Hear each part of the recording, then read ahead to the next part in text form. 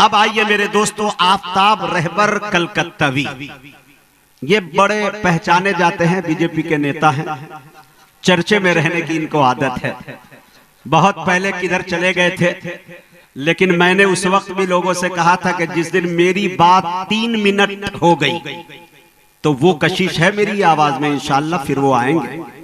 लेकिन तरबियत का ये मामला है, हमारे यहाँ जो आते हैं चंद लुकमे खाते हैं तो उनकी कशिश, उनकी महक, उनकी मिठास, उनकी तरबियत बहुत देर तक कहीं नहीं रोक सकती। इसीलिए हमारे बड़ों ने कहा कि कासमी घराने की आज भी रिवायत है, दीने हक पे जीते हैं, दीने हक पे मरते हैं। मैं आफताब रहबर कलकत्तावी को बहुत दिनों से जानता हूं। आफताब रहबर कलकत्तावी को सिर्फ एक कलाम के लिए जो 5 से 6 मिनट में वो समेट लेंगे, मुझे जलसे का जो असल मकसद है उसकी तरफ मुझे लौटना है। मैं बड़े अदब के साथ जनाबे आफताब रहबर कलकत्तावी से गुजारिश कर रहा हूं कि अच्छी शायरी, बड़ी शायरी से हम सामईन को नवाजे। इस शेर के साथ उनका इस्तकबाल है कि इस तरह मिदहते सरकारे मदीना लिखिए, बोलिए सुभान अल्लाह। इस तरह मिदहते सरकारे मदीना लिखिए, रब के महबूब को रहमत का खजीना लिखिए। जब कभी लिखनी हो खुशबू की सिफत है कासिर, तो मुश्क से बढ़ के मोहम्मद का पसीना लिखिए। क्या बात है, बहुत खूब, माशाअल्लाह। नकीब हिंद मुजाहिद हसनैन हबीबी साहब ने जितनी गुफ्तगू की मेरे हवाले से, तो 2 लफ्ज मेरा भी बोलना इस हवाले से बहुत जरूरी हो गया है ताकि जहन साफ हो जाए। हजरत ऐसा है कि 9 साल तक उलमाए देवबंद के स्टेज पे मैं शायरी करता रहा, चूंकि फिक्र मेरी उलमाए देवबंद की थी और है। लेकिन बीच में कोई ऐसा मामला पेश आया कि हमारी गाड़ी उलमाए देवबंद की पटरी से उतर गई थी। 16 महीना किसी और शहर में हम गाड़ी चला रहे थे, लेकिन जब मुझे पता चला बगैर लाइसेंस, हाँ, लेकिन मुझे पता चला कि ये जो गाड़ी मेरी चल रही है पलांटी काट दी गई, मुझे मुंबई जाना है, मैं दिल्ली कहीं ना चला जाऊं।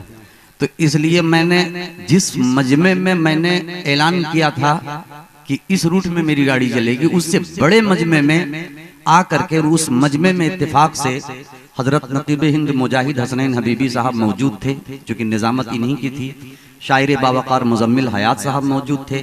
हमारी जमात के जनाबे दिल खैराबादी साहब मौजूद थे। अब्दुल्ला सालिम कमर चतुर्वेदी, जिनको आप सुनेंगे, ये भी मौजूद थे।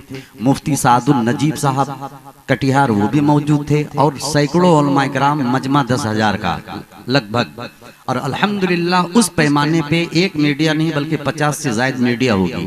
हमने अलल ऐलान ये कह दिया कि मसलके हक अगर कोई है तो वो मसलके देवबंद है, और मैं मसलके देवबंद की तरफ में रुजू करता हूँ। जो मेरी बची खुची जिंदगी है, अब से लेकर के इंशाअल्लाह आखिरी सांस तक मसलके देवबंद पे हमारी जिंदगी गुजरेगी। एक बात मैं आवाम से भी कहना चाहता हूँ कि निजामत की वीडियो मेरी सोशल मीडिया पे एक नहीं बल्कि 1000 लाखों वीडियो, मुझे खुद नहीं मालूम, लेकिन खुदा की कसम पूरी जिंदगी में मैंने किसी अकीदे पे तबसरा नहीं किया।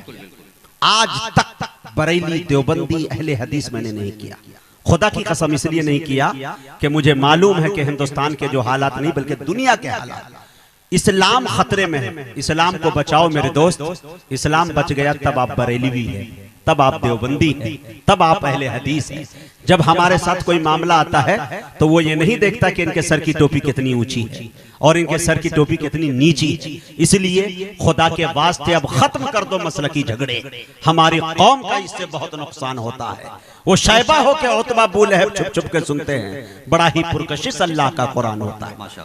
लेकिन अपने अकीदे की नुमाइंदगी ऐसे अंदाज में करनी चाहिए जहां से किसी भी शख्स को, किसी अकीदे वाले को ठेस न पहुंचे। ये हमारे उलमाओं का शेवा रहा है, मेरे बड़ों का ये शेवा रहा है। लिहाजा इस तरह के कोई शेर इंशाअल्लाह उम्मीद न रखें, बिल्कुल पढ़े नहीं जाएंगे। फिर निजामत हबीबी हो तो यहाँ गुंजाइश नहीं। देखिए पूरी जिंदगी में मैंने भी, या जब मैं उधर से लौटा हूँ, यूट्यूब खंगाल के देखिएगा, कभी भी मैंने एक मिसरा तंज पे नहीं, कोई भी तंजी मिसरा मैंने नहीं पढ़ा तंज का, अल्हम्दुलिल्लाह।